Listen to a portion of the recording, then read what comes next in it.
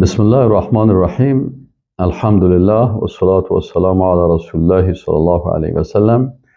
در سوره انعام ما شما گفتیم که موضوع اساسی یا محور اساسی این سوره مبارکه امو قوانین نصرت و کامیابی هست و ما شما قوانین نصرت و کامیابی رو هم گفتیم که یکی قوانین معنوی هست و دومش قوانین مادی هست.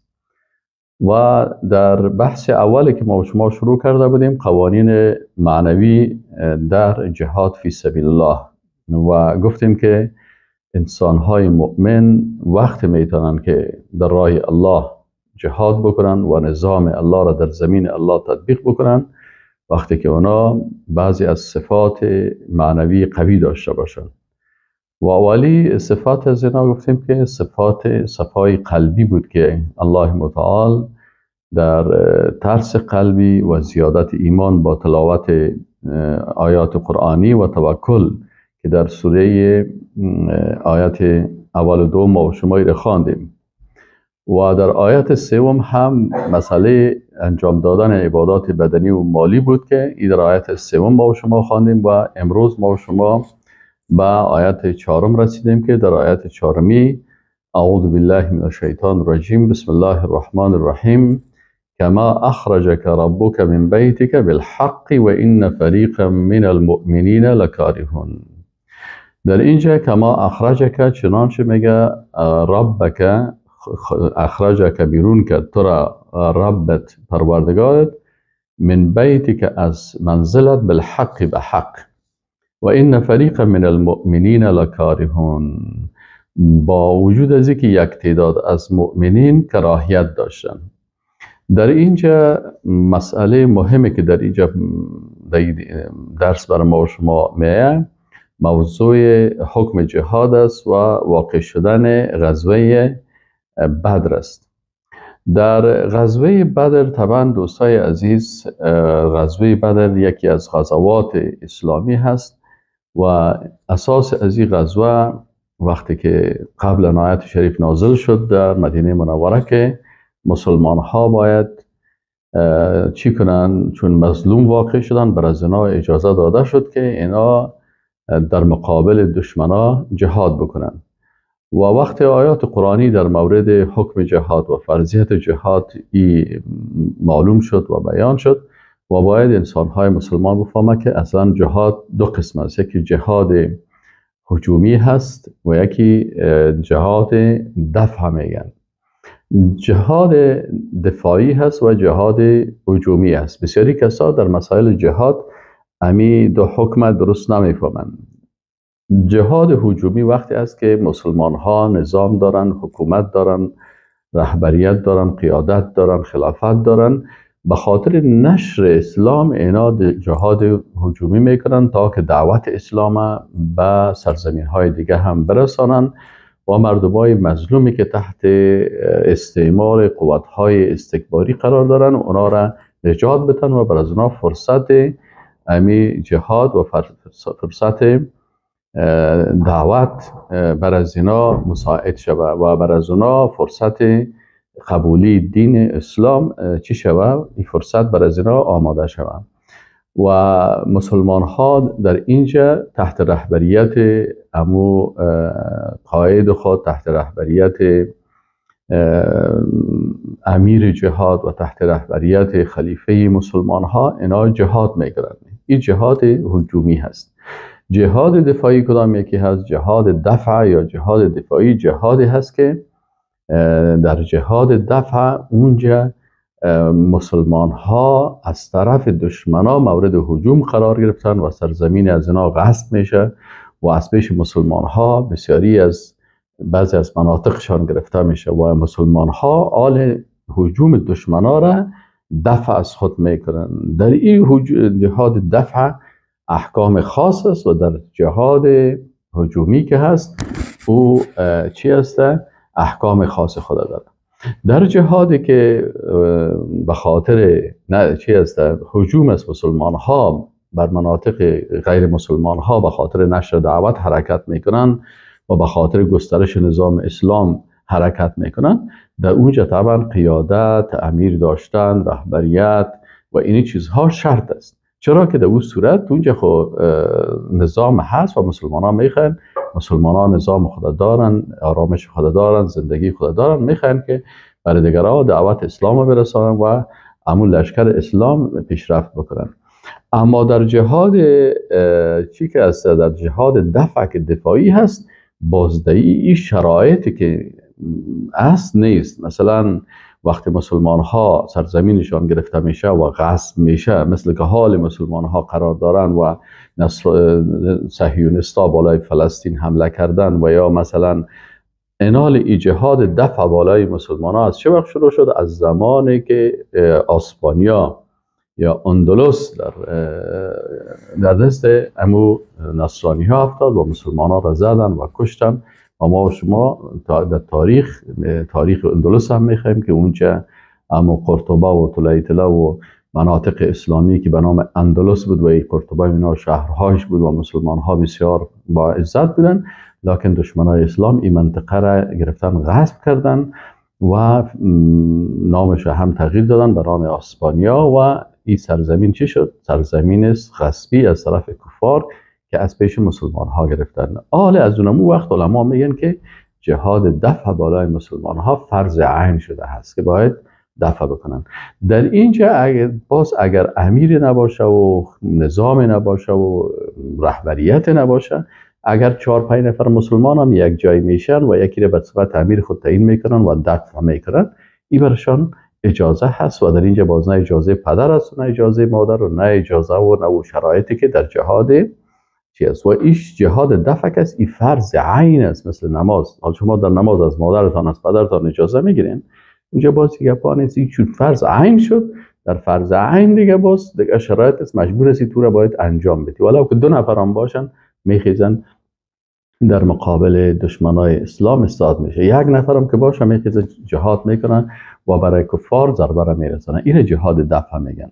و جهاد هجومی که هست، جهاد دعوتی که هست، او باز فرض کفایی است. مثلا در خلافت هارون الرشید، در خلافت مامون الرشید، در خلافت اموی ها، اینجا مثلا مسلمان ها قدرت و نظام و خلافت خود همه چیز داشتن و نظام خود داشتن و امکانات خود داشتن. از این خاطر هارون الرشید لشکر برابر میکرد و میرفتن به خاطر نشر اسلام در سرزمینای روم. اینجا یک تعداد مسلمان ها را میگفت که بیاین بفرمایین. این جهاد چی بود؟ جهاد دعوتی بود، جهاد هجومی بود. مسلمان ها هجوم میکردن.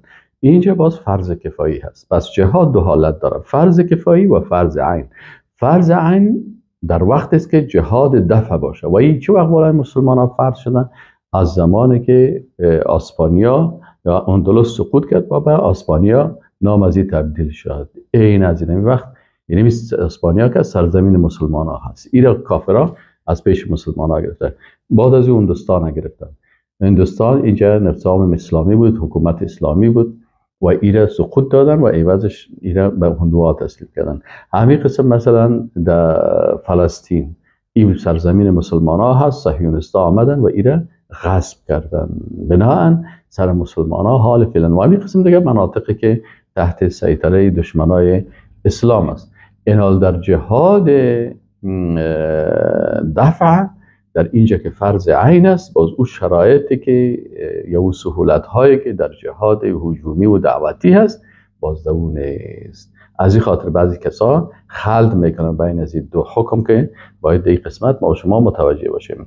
غزوه بدر که هست، غزوه بدر غزوه چی هست؟ اینجا غزوه بدر اینجا غزوه است که مسلمان ها برشان اجازه هست که باید بالای زنا چی کنن؟ بالای کفار حمله بکنن. خب اساس از این غزوه چی هست؟ چرا غزوه بدر شد؟ غزوه بدر وقتی که مسلمان ها از مکه مکرمه توسط از خانه هایشان رانده شدن و بالهای از اینا گرفته شد و خانه هایشان چور شد و سرزمینشان چور شد، این مالهای از اینا کلشان کی گرفت؟ قریشی ها گرفتن. قریشی ها سرزمین اموال مسلمان ها که چور کردن، سرزیال تجارت میکنن. هر کدامشان مالا را گرفتن تجارت کردن. حالا حق مسلمان ها چی هست؟ مسلمان ها وقت ضعیف بودن، از مکه فرار کردن، مجبور شدن بکششان، ملتشان میکرد، سمیه را به شهادت رساندن، یاسر را به شهادت رساندن و حتی شخص رسول الله صلی الله علیه و سلم میخواستن به شهادت برسانه. و این ما شما کل ما میفهمیم که بالاخره رسول الله صلی الله علیه و سلم مجبور میشه که در شب از خانه خود برایه و چند نفر هم که در اطراف خانه زیر محاصره کردن و میخواهند که رسول الله صلی الله علیه و سلم به شهادت برسانند. اینال وقت مسلمان ها از مجبوریت و از ظلم زیاد و از اینکه زیاد از اینا به شهادت رسید، به قتل رسید، اقتدارشان مجبور شدن هجرت بکنن به حتی حبشه و بالاخره وقتی امکانات پیدا شد رسول الله صلی الله علیه و سلم به مدینه منوره هجرت کرد. دیگه صحابه به مدینه منوره هجرت کردن و کسایی که در یثرب بودن اینا نامش یثرب بود، پسان به نام مدینه الرسول یا مدینه منوره مسما شد.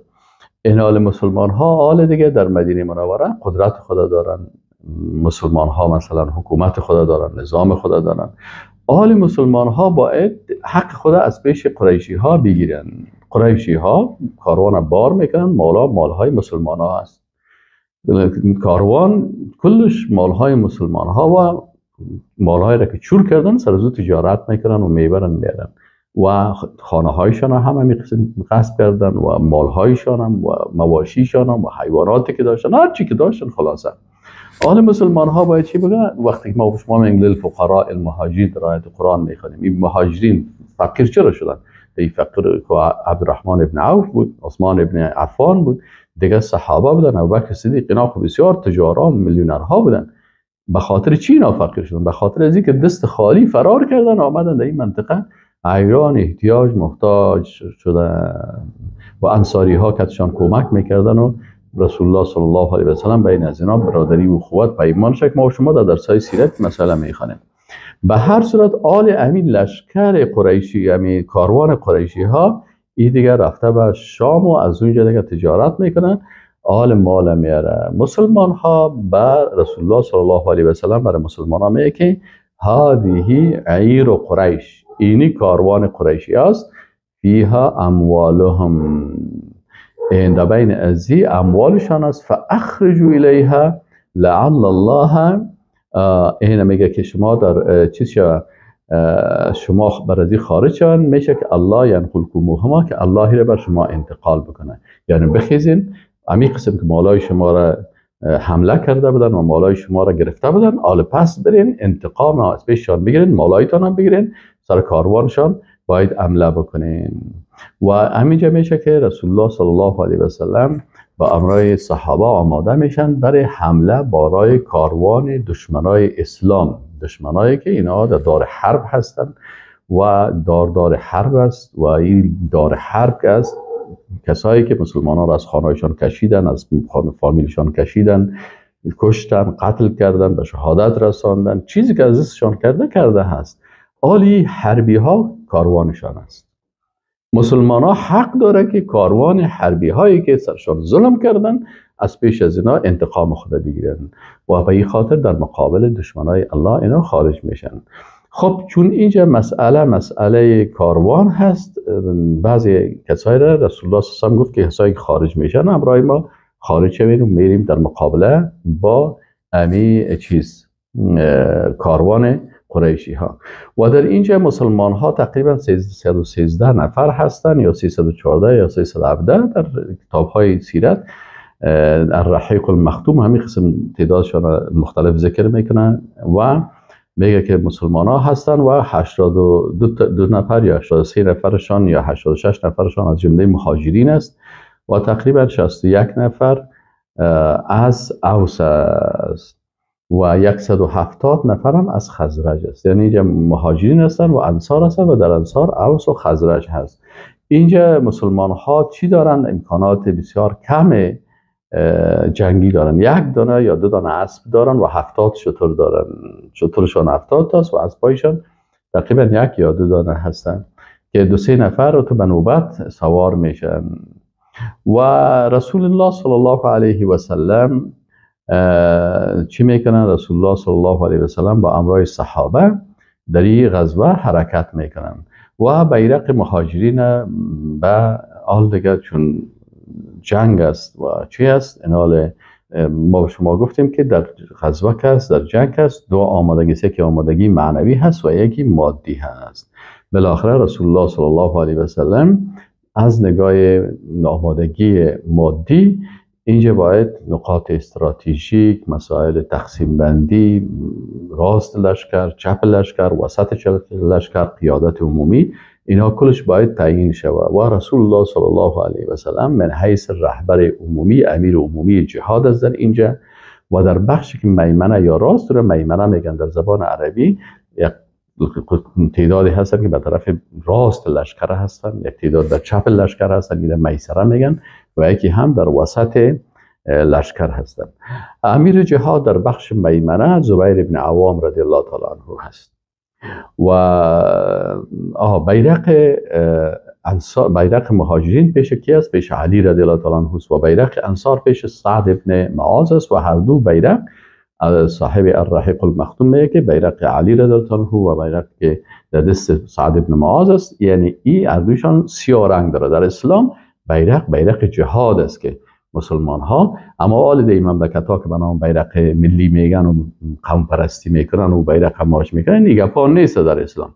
در اسلام همون بیرق وقتی امیر جهاد برای دیگه امیرای خود بیرق ها را میته که اونا مثلا برای کی پیش تو بیرق باشه و کی در اصل فلانی کی هست اینا را برشان میته، اینا در لشکر و بیرق است که حرکت میکنن مجاهدین بر از اونا شما از زیر حرکت کنید چی اونا در پشت اون بیرق حرکت میکنن. اینا دو بیرق است که یکیش بیرق مهاجرین است، یکیش از انصار است. از مهاجرین پیش علی بن ابی طالب است و از انصار پیش سعد ابن معاذ رضی الله تعالی عنه هست. امیر جهاد در بخش میمنه که زبیر ابن عوام هست، جنرال اسلام زبیر ابن عوام رضی الله عنه و امیر جهاد در بخش میسره دیگه جنرال اسلام است به نام میسره، چیز مقداد ابن عامر. ایده لشکر میسره هست.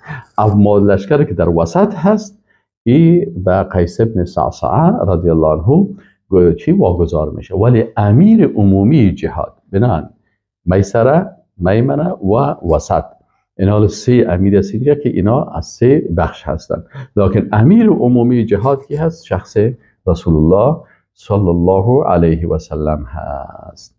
اینا وقت مسلمان ها اینجا حرکت میکنن و از حالت در قسمت میرسن، بالاخره رسول الله صلی الله علیه وسلم یک کسی به نام ابن عمرو جهنی هست و عدی ابن ابی زغبای جهنی است، یا را به طرف بد روان میکنه و میبینه که شما برین در باره کاروان معلومات حاصل بکنین و در عین حال ابو سفیان که در رأس کاروان است حرکت کرده و همراه از اشخاص و کسایی که از لشکرشان به همراه یزی هستن، اونا هم جاسوسای خود دارن و جاسوسای ابو سفیان برش خبر میرسانن که کاروان تعقیب میشه و وقتی که ابو سفیان از این خبر میشه، یک کسی به نام زمدم ابن عمرو غفاری هست، بازی دمدم روان میکنه و میگه تو دمدم خان برو و امی چیره امی راپور برای قریش برسان که این تو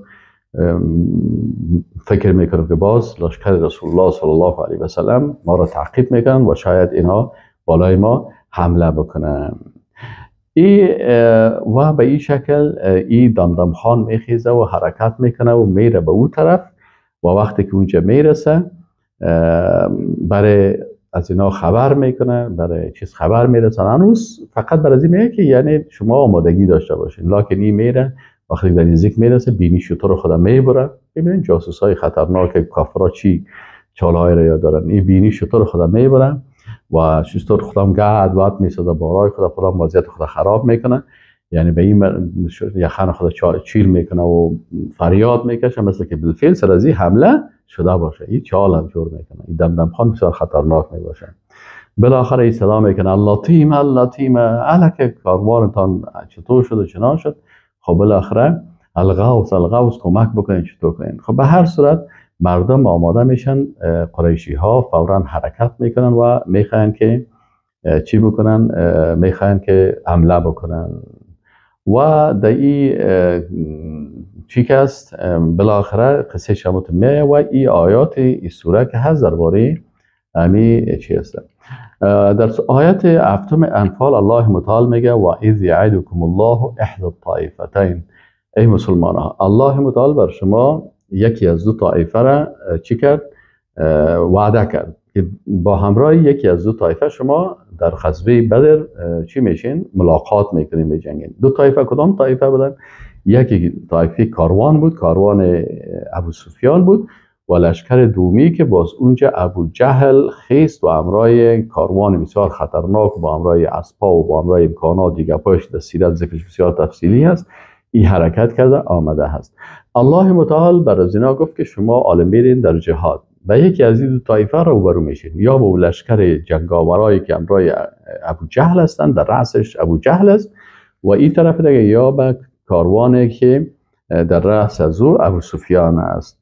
انها لکم که ای بر شما می باشه و تودون و شما امید چی را دارین و علاقه دارین ان غیر ذات الشوکتی تکون لکم. شما میخواین که امی چی باشه؟ غیر ذات شوکتی، یعنی برای شما چی باشه؟ خب پیش از اینکه ما و شما این آیت بخوریم، اول آیت پنجم براتون خدمتتان میگم که در آیت پنجم الله متعال میگه که ما اخرجک ربک من بیتک بالحق. همون قسم که بیرون کرد رب تو را من بیتک از منزلت بالحق به حق، و این فریقا من المؤمنین لکارهون. حال در غزوه بدر اینجا میگه که یک تعداد از مؤمنا وقتی که رسول الله صلی الله علیه و سلم بر از اینا خبر داد که ما و شما برای حمله بالای کاروان قریشی ها میریم، یک تعداد مؤمنین امی جنگ میگه کارهون. کره یا بدبینی دو قسم است، متوجه باشین. یکی کراهیت چی است؟ کراهیت طبیعی هست.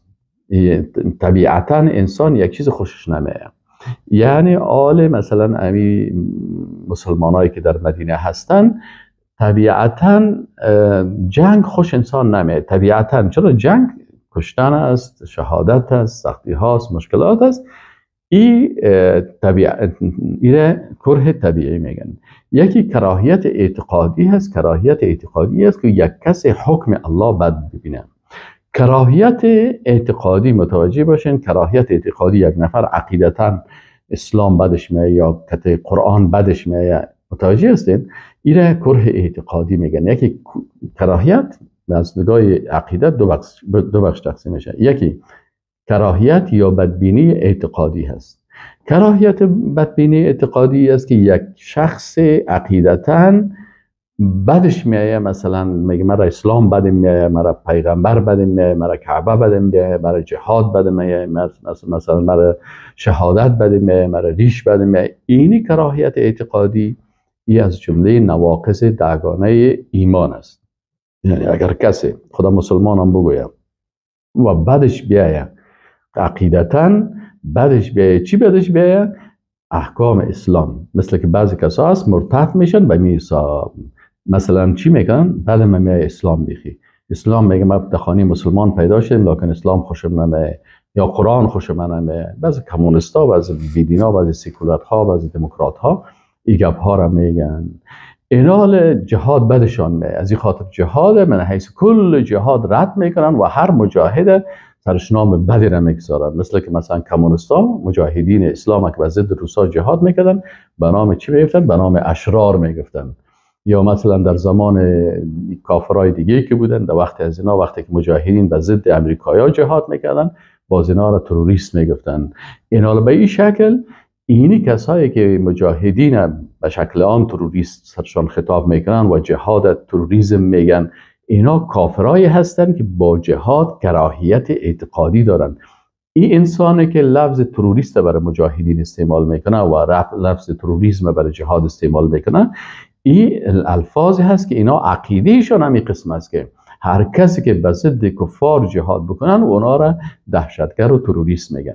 این چی است؟ این کراهیت اعتقادی هست. با این کراهیت اعتقادی این انسان اگر کافر است و کافر است، اگر نه که مسلمان قبلا بوده، با استخدام این الفاظ و با این عقیده و با این کراهیت و بدبینی به اسلام چی میشه؟ این از دایره اسلام خارج میشه و این مرتد میشه. و بسیاری کسایی هستن که حال مثلا خب مشکلات میایه، امتحانات میایه، جنجال ها میایه، اشتباهات زیاد میایه، لکن کسایی هستن که مثلا آل عقده‌ای هستن، مثلا در ضد اسلام بدبینی پیدا کردن، بدشان میایه کاملا اسلام، مسلمان ها، قرآن، دین. بعضی کسایی اینی کسایی که کراهیت اعتقادی دارن، اینا چون کراهیت اعتقادی از جمله نواقض ایمان هست. ما شما 10 نواقض ایمان داریم، اصلا نواقض ایمان خود زیاد است، لکن 10 تا در رأس از اینا 10 تا مهم است که شرک است، کفر است، استهزاء و چی است، استهزاء و توهین و رشخندی به شعائر الله هست. این هم انسان از دایره دین میکشه. و همین قسم مثلا کراهیت ما انزل الله هست که این هم انسان از دین میکشه، یعنی همین نواقضی که انسان از دایره ایمان میکشه، یا دفاع از کافر در ضد مسلمان ها، این هم انسان از دین اسلام میکشه. تقریبا این علما در ناقض اساسی تشریح کردن. اینال این چی میگن؟ این کراهیت اعتقادی میگن. یکی کراهیت طبیعی است. کراهیت طبیعی چی است؟ طبیعتا انسان جنگ خوش نداره، طبیعتا انسان از سختی ها را خوش نداره، طبیعتا انسان این طبیعتش است. یک جای بسیار همونطور راحت است، یک جای دیگه سختی هست. طبیعتا انسان چیز راحت خوش داره. اینال اینجا وقتی که میگه که و این فریقا من المؤمنین، متوجه هستین؟ میگه یک تعداد از مؤمنینه که عقیده دارن، اسلام خوش دارن، دین خوش دارن، جهاد خوش دارن، لکارهون، لکن اینا کراهیت چی دارن؟ کراهیت طبیعی دارن. طبیعتا نمیخوان جنگ بکنن، طبیعتا نمیخوان که درگیر باشن، طبیعتا به هر صورت یجادلونک فی الحق بعد ما تبین. میگه اینا امرای رسول، امرای تو مجادله میکردن. امینایی که طبیعتا کراهیت داشتن یا چی میکردن؟ یا به امرای رسول الله صلی الله علیه و سلم گفتگو میکردن بعد از اینکه برشان معلوم شد که انما یساقون الی الموت و هم ینظرون، یا میگه تو حالت دارن مثل که اینا به طرف مرگ کشانده میشن و اونا در حالی که میبینن. یعنی طبعا خب مسلمان ها عالی سختی ها و این جنجال ها و این مشکلات است، عالیا طبیعتا خوش ندارن که درگیر شون و مشکلات جهاد است دیگه. به هر صورت این طبیعت انسان است، لکن مؤمن هستن، عقیده دارن، حکم جهاد قبول دارن. وقتی که حال برشان ای گفته میشه این حالتشان است. خب به هر صورت در آیت بعدی الله متعال میگه که خب آل آمادگی و نصرت، آل حکم از جانب الله هست و امر از جانب الله هست، آل آماده نمودن لشکر و نصرت ای هم از جانب الله هست. انسان ها باید این شرایط داشته باشند. شرط چی است؟ شرطی است که انسان مسلمان باید رابطه قوی با الله داشته باشه و به اساس این رابطه به این عقیده باشه که اینمی حکم از جانب الله هست و نصرت هم از جانب الله هست. وقتی انسان اخلاص داشت و صداقت داشت و راستی داشت و الله و رسولش دوست داشت و احکام الله را دوست داشت، به این خاطر الله متعال برش کمک میکنه. الله متعال میگه و اذ یعدکم الله احدی الطائفتین، وقتی که الله بر شما وعده میده یکی از دو طایفه را. یکی از دو طایفه کدام یکی است؟ یا ای که مقابله با لشکر کافرا میکنین که در رأسشان ابو جهل است و لشکر بسیار خطرناک است، و یا مقابله میکنین به امرای لشکر یا کاروان ابو سفیان که در اونجا تعدادشان مثلا بسیار 40 نفر جنگنده هست. لشکر ابو جهل خب بسیار تعداد زیاد است و خطرناک است، یا به امرای از اونا ملاقات میکنین. خب یعدکم احدی الطائفتین انها لکم و تودون، شما چی آرزو دارین؟ آل این مسلمان ها چی آرزو دارن؟ ان غیر ذات شوکتی تکون لکم، شما مسلمان ها علاقمند از این هستین که عمو غیر ذات شوکه، یعنی عموی که بسیار قدرت و قوت و جنجال و زور چیز ندارن. شوکه اصلا چی نمیگن؟ خاردار، او که بسیار هم خاردار است و جنجالدار است، او غیر از او بر شما به، یعنی شما علاقمند از این هستین که مقابلتان به امرای کاروان شود، نه با او لشکر خطرناک از اینا هستین، از اونا روبرو شوین. لکن اراده الهی چی هست؟ اراده الهی چی هست؟ الله متعال میگه و یرید الله ان یحق الحق بکلماتی. این حال الله میخواد که ایحق الحق بکلماتی، الله متعال میخواد که حق مستقر بسازه با کلماتش. شما برین با لشکری از اینا چی شوین؟ با همون لشکری خطرناکی که ابو جهل است و کلانای کفار هستن آمدن و امرای از اینا شما روبرو شوین و حق چی شوه؟ حق معلوم دار شوه و روشن شوه و یقطع دابر الکافرین و بیخ کافرها چی شوه؟ قطع شوه، نابود شوند، خطرناک کافران مردار شوند. چرا دو لشکر کس وقتی اونجا بین ابو سفیان است و چند نفر 40 نفر که تزنا دیگه هست، دیگه کلش مسائل تجارتی و ترا هست، لکن در این لشکر کس در این کرانها بزرگا قماندانها خطرناک و بزرگترین دشمن الله که ابو جهل است در اینجا هست. پنجمین نقطه که در این سوره مبارکه بیان میشه وی است که هدف جهاد هم الله تعیین میکنه. هدف از جهاد چی هست؟ هدف جهاد الله تعیین میکنه لیحق الحق و یبطل الباطل. حق جاگزین باید شود، اهل حق باید نصرت شوند، حق باید جای خود بگیره، نظام الله قائم شود در زمین الله و یبطل الباطل و باطل باید چی شود؟ از بین برده شود، نابود شود و بیخش کنده شود.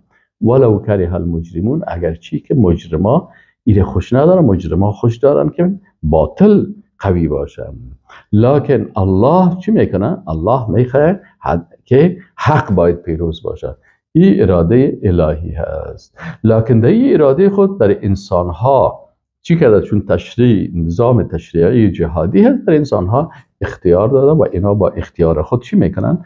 جهاد میکنن فی سبیل الله.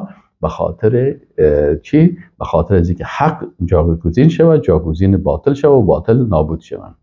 خب حالا وقتی که مسلمان ها اینجا میرسن و رسول الله صلی الله علیه و سلم وقتی به بدر میرن، خوی مسائل در سیرت تشریح شده است. وقتی در اونجا میرسه و رسول الله صلی الله علیه و سلم به همراه صحابه با تعداد کمی که هستن در اونجا مثلا لشکر قریشی ها را سلم میکنه و تعداد از اینا را سلم میکنه و اینا مثلا با چی غرور و تکبر که اینا آمده هستن و در اونجا ببینی که مثلا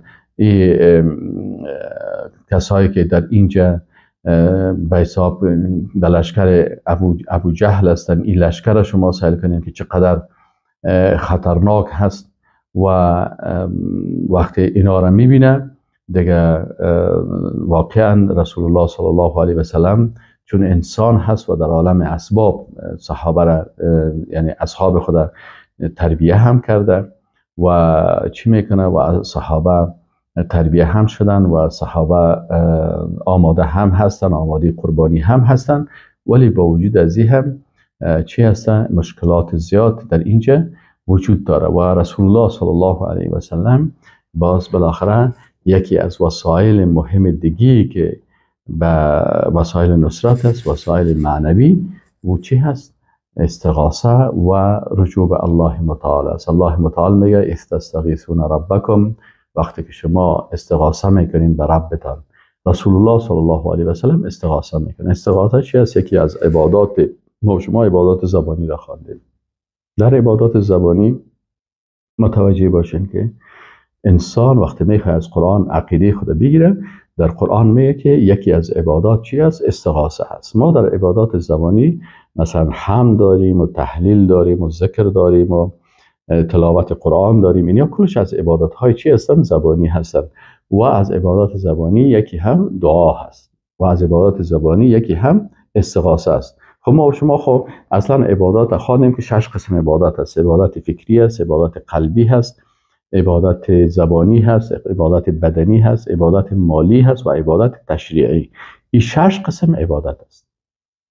آل به این 6 قسم الله متعال عبادت میشه. خب این علما وقتی که 6 قسم تقسیم کردن، چرا این تقسیم؟ به خاطر ازی کردن علما که آسان شود، یعنی انسان بتونه به آسانی چی کنه؟ بتونه به آسانی امی عبادت ها را اقسامش درک بکنه و خوب بفهمه.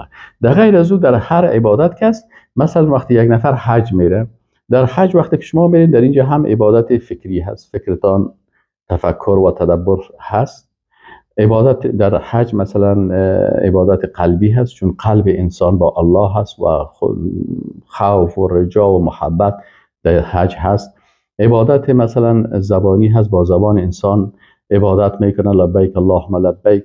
در عبادت مثلا بدنی هست، مثلا انسان با اعضای بدن خود حرکت میکنه و مثلا به سفر میره. عبادت مالی هست، مثلا مال خود انسان مصرف میکنه.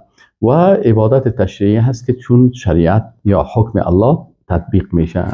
پس هر 6 قسم عبادت در چی هست؟ در حج هست. پس تقسیم عبادت ها برای آسانی هست، از این خاطر که شاگردان بتونن خوبتر این مسائل یاد بگیرن. اینال یکی از عباداتی که تقسیم شده عبادات زبانی. در عبادات زبانی یکی دعا هست، یکی استغاثه هست. چی فرق از بین دعا و بین استغاثه؟ دعا هم بلند کردن دست دعا هست به بارگاه الله وقتی که انسان در حالت عادی می باشه. مثلا ما شما حالت عادی هستیم، سر ما کدام سختی نیست، دست به دعا بالا میکنیم که ربنا آتنا فی الدنیا حسنه و فی الاخره حسنه و قنا عذاب النار. یا در شبهای قدر مثلا دعای مخصوص است که اللهم انک عفو تحب العفو فاعف عنی، یا اللهم انک عفو کریم تحب العفو فاعف عنی.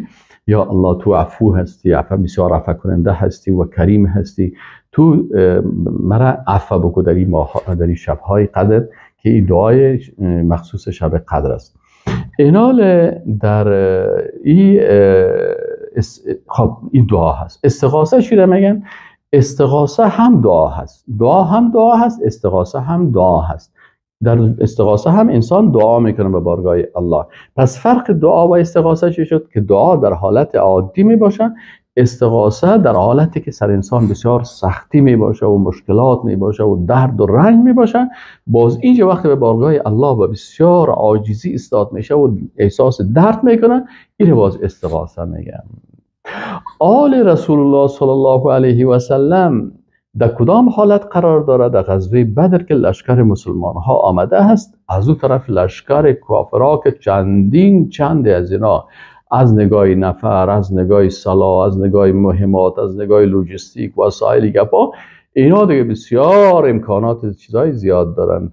اینجا هست که رسول الله صلی الله علیه و سلم وقتی که میبینه می رسول الله صلی الله علیه و سلم به بارگاه الله دعا میکنه، استغاثه میکنه. الله متعال میگه استستغیثون ربکم، وقتی که شما ای رسول الله صلی الله علیه و سلم و در پالیس رسول الله صلی الله علیه و سلم دیگه صحابه هم کلگی دست دعا به بارگاه الله بالا میکنن و عذر میکنن و گریه میکنن و نیاز میکنن که یا الله این لشکر خطرناک است، یا الله تو سر ما رحم بکن. دیگه وقتی که شما استغاثه میکنین، به کی استغاثه میکنین؟ به ربتان. از این خاطر انسان نباید استغاثه را به مخلوق بکنه که یک کسی بره به قبر رسول الله صلی الله علیه و سلم و چیخ بزنه که ای رسول الله به داد ما برسه چطور برسه. نه، استغاثه عبادت است و عبادت برای کی میشه؟ مثل که رسول الله صلی الله علیه و سلم گفته که الدعاء هو العباده، دعا عبادت است. وقتی که دعا عبادت است، ما و شما عبادت چه قسم به الله تعهد میکنیم؟ امروز ایاک نعبد، یا الله خاص تو را عبادت میکنیم. آل استغاثه هم چی هست؟ استغاثه هم دعا هست، منتها در حالت سختی. این هم عبادت است. آل عبادت رسول الله صلی الله علیه و سلم برای کی انجام داده؟ به رب خود، به الله سبحانه و تعالی. استستغیثون، وقتی که شما استغاثه میکردین ربکم، به کی؟ به ربتان، به الله سبحانه و تعالی. فاستجاب، پس کی اجابت کرد؟ فاستجاب لکم، پس الله برای شما اجابت کرد. اجابت در مقابل دعا. شما دعا کردین، دعا به شکل دولت سختی که استغاثه، و الله اجابت کرد. مثل که الله متعال در دیگه آیت قرآن میگه ادعونی، از من طلب بکنین، دعا بکنین به بارگاه من، استجیب لکم، من براتون استجابت میکنم. اینجا هم الله متعال میگه استستغیثون ربکم. این قسم عقیده را متوجه هستین؟ چه قسم ما و شما میخوایم تفسیر فکری و اعتقادی میکنیم. در تفسیر فکری و اعتقادی پس انسان باید عقیده خود از کجا بگیره؟ عقیده خود از قرآن عظیم الشان باید بگیره. پس فهمیدیم که استغاثه یک عبادت زبانی هست، اگرچه در قلب و فکر و بدن کلش نقش داره. ما شما گفتیم که در یک عبادت کل از اینا نقش می داشته باشن. بناهن وقتی که استغاثه کردین شما با کی میشه عبادت؟ برای الله. آل کی را اجابت میکنه؟ فاستجاب، بس الله را اجابت کرد. چه قسم الله اجابت کرد؟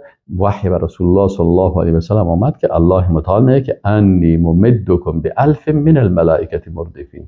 برای شما 1000 ملائکه میگن که اما تو خوب هم ردیف هستن، هم مثل یک لشکر جنگی باره. اگر اونا تعدادشان 1000 تاست، الله متعال برتان 1000 ملائکه رو روان میکنه، در حالی که برای نابود کردن کل لشکر دشمن 1 ملائکه کافی هست که الله روان بکنه. چرا؟ اگر 1 ملک روان بکنه، ملک جبال یک کور بیرده فرق از اینا بزنه، کلشان نابود میشن.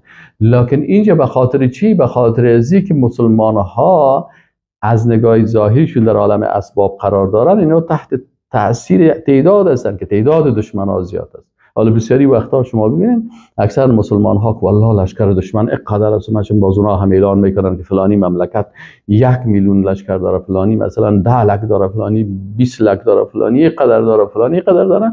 این تعداد بسیاری وقتا یا تعداد صلاح و ایگپا هست ایچی میکنن. این حال اینجا الله متعال برای مسلمان ها اجابت میکنه و برشان توسط وحی بر رسول الله صلی الله علیه و سلم خبر داده میشه که ای رسول الله صلی الله علیه و سلم بر لشکر اسلام اعلان بکو که 1000 ملائکه میگه که کلشان مسلح، کلشان بازدیده، کلشان با همون شمشیرهای آسمانی و با اونمو سلاحایی که است. این ماشاءالله و ما امرای شما در جنگ با کفار می جنگن. امام بخاری رحمه الله در مورد استغاثه رسول الله صلی الله علیه و سلم چی میگه؟ میگه عن ابن عباس رضی الله عنهما، این حدیث صحیح بخاری است 2915. میگه عن ابن عباس رضی الله عنهما قال، میگه عبدالله ابن عباس رضی الله عنهما میگه قال النبی صلی الله علیه و سلم و هو فی قبه. میگه رسول الله صلی الله علیه و سلم وقتی که به غزوه بدر رفتن، خب طبعا این امیر جهاد است، امیر عمومی هست، امیرای دیگه در هر قسمت هستن. اینجا رسول الله صلی الله علیه و سلم قبه همون یک جایی که سرش رو تا از بالا هفته و در هفته و میگه در زیر دی قبه، این قبه میگه گنبد واره یک چیز جور کردن. میگه در اینجا رسول الله صلی الله علیه و سلم است اللهم انی انشدک، اللهم انی انشدک عهدک و وعدک. رسول الله صلی الله علیه و سلم دیگه وضعیتش بسیار حالت سخت است. یا الله ما تو را به عهد و وعدیت، یا الله، یا الله از تو تقاضا میکنم چی؟ یا الله دیگه میگه چی؟ از تو میخوایم به عهد و پیمانی که برای ما کردی. اللهم ان شئت لم تعبد بعد اليوم، یا الله اگر خواسته باشی بعد از این بنده های عبادت تو را میکنن و شب و روز در ذکر و در عبادت تو هستن، اگر اینا هلاک شوند، اگر خواسته باشی که عبادت نشی، این بنده های عاجز و بیچاره، خب کل امو بیچارگی و عاجزی و یا الله تو عهد کردی به نصرت مسلمان ها، یا الله تو عهد کردی که مؤمنین از اینا دفاع میکنی، یا الله تو عهد کردی که نصرت میدی، پیروزی میدی، کامیابی میدی. آل ما بسیار، تعداد ما کم، ضعیف، امکانات ضعیف است و اینجا لشکر دشمن بسیار خطرناک است. اینجا میگه رسول الله صلی الله علیه و سلم میگه به اندازه دعا کرد که حتی فاخذ ابوبکر بیده، ابوبکر صدیق رضی الله عنه میگه از دست رسول الله صلی الله علیه و سلم گرفت و فقال، گفت حسبک یا رسول الله، کافی سی رسول الله صلی الله علیه و سلم، فقط الححت علی ربک، بسیار الحاح کردی، بسیار زیاد اصرار کردی و هو فی الدرب فخرج. میگه اینجا دیگه میگه رسول الله صلی الله علیه و سلم، میگه رسول الله صلی الله علیه و سلم زری هم به تنش است. میگه یک دفعه رسول الله صلی الله علیه و سلم میگه برآمد و هو یقول سیهزم الجمع و یولون الدبر بل الساعة موعدهم والساعة ادهى و امر. این آیات قرآن رسول الله صلی الله علیه و سلم خواست که سیهزم الجمع، جماعت شکست میخورن، و یولون الدبر و به پشت فرار میکنن، میگروزن.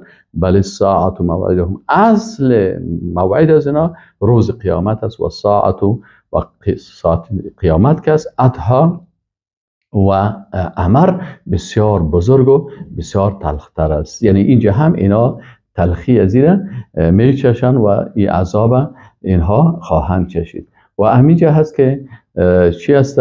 رسول الله صلی الله علیه و سلم خبر میده که ملائکه را الله متعال بر شما اجابت کرده و صحابه بسیار خوشحال میشن. و ما جعله الله، آل نصرت با ملائکه از جانب کی هست؟ این هم از جانب الله هست.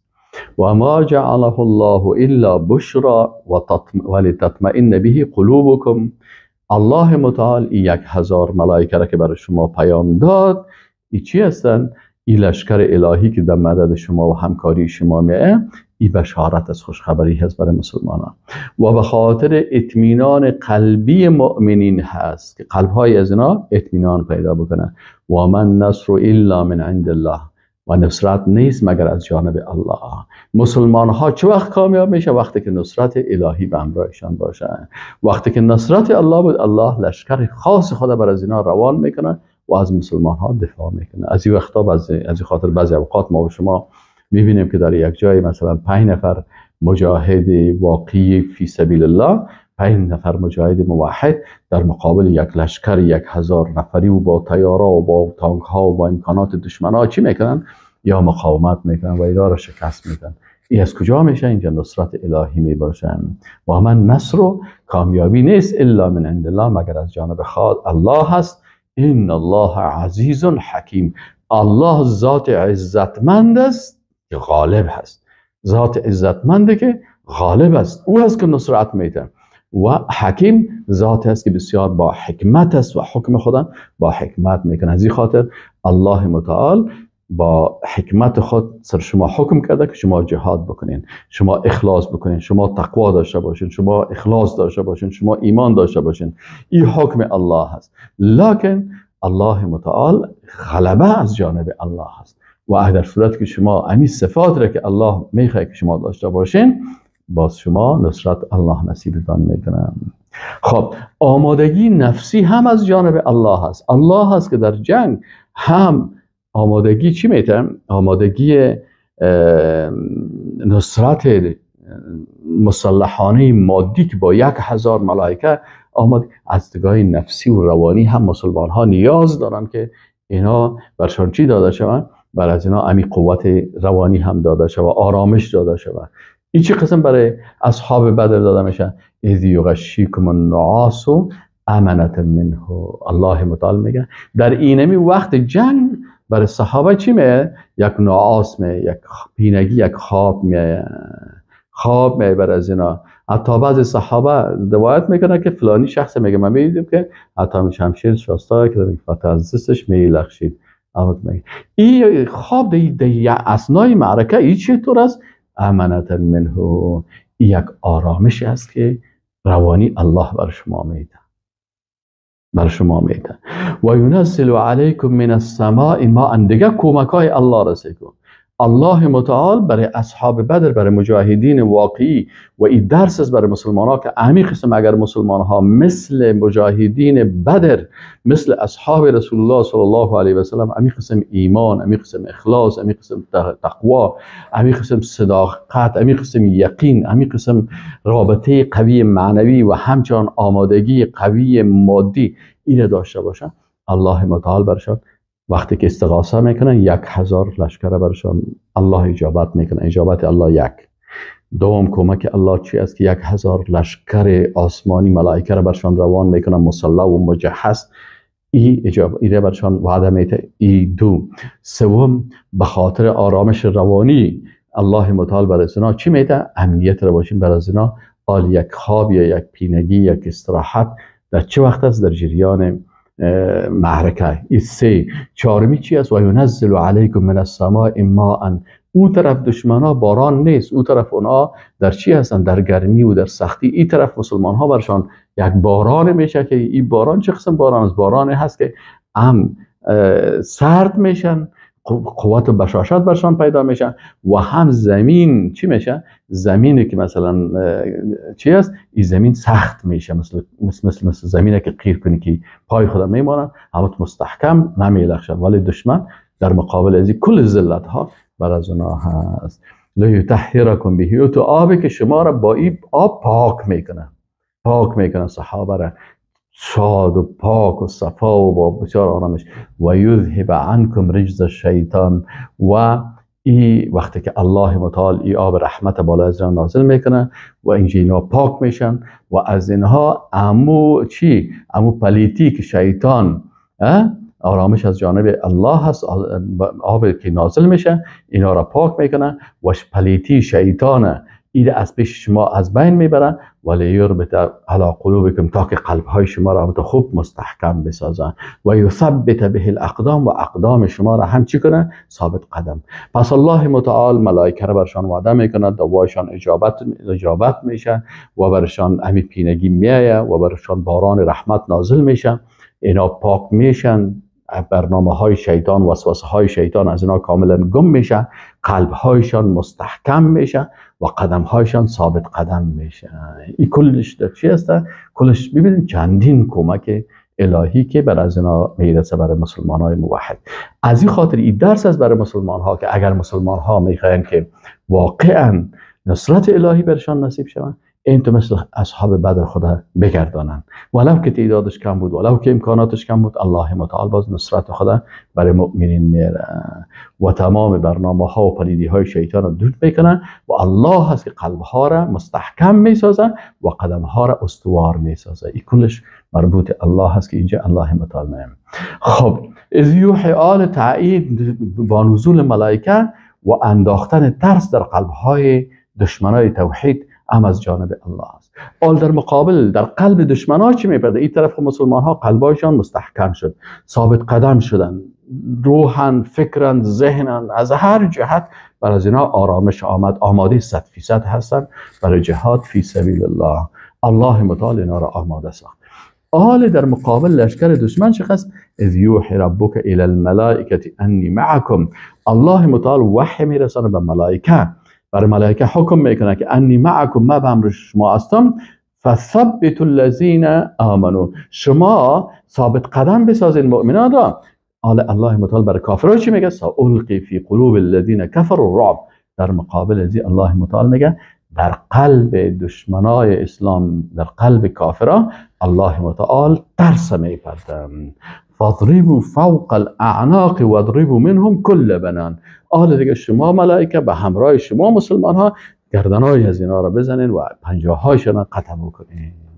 فاضربوا فوق الاعناق، بزنین بالای گردنهای از اینا، گردنهایشان را بزنین، واضربوا منهم كل بنان، و انگشتایشان هم بزنین. ذالک، چرا این انتقام الله از پیش از اینا میگیره با لشکر، دو لشکر توحیدی، لشکر مؤمنین موحدین و لشکر ملائکه در مقابل از کفار؟ چرا این دو لشکر الهی باید اینا را این قسم جزای خطرناک بر از اینا بدن؟ ذالک بانهم شاقوا الله و رسوله، به خاطر ازی که اینا شاق الله و رسوله، به خاطر که اینا چی کردن؟